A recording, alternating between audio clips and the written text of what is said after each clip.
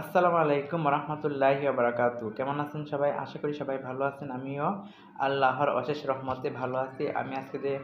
আমি আজকে আপনাদের মাঝে শেয়ার করব দুই সিজদার মাঝের দোয়া।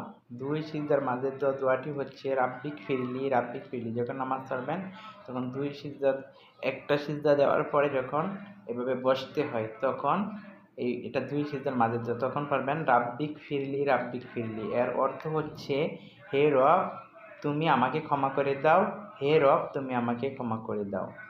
আর এটা আবু দাউদ 1 থেকে 231, ইবনে মাজাহ 1 থেকে 138। আর এটার থেকে আরেকটা উত্তম হচ্ছে, সেটা আমি বলে দিচ্ছি। এটা হচ্ছে আল্লাহুম্মা গফিরলি ওয়ারহামনি ওয়াহদিনি ওয়াজবুরনি ওয়াআফিনি ওয়ারজুকনি ওয়ারফানি। এখন আপনারাই বলেন কোনটা পড়বেন, আমি পরে ভিডিও ডেসক্রিপশনে দিয়ে দিব।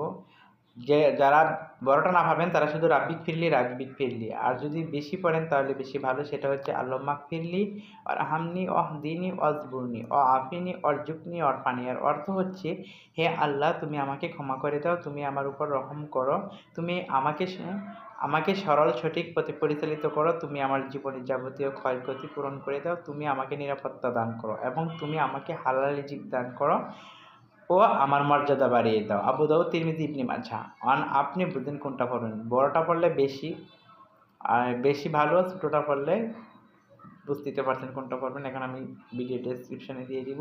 আমার চ্যানেলটি সবাই সাবস্ক্রাইব করে পাশে থাকা বেল আইকনটি অল করে দিবেন।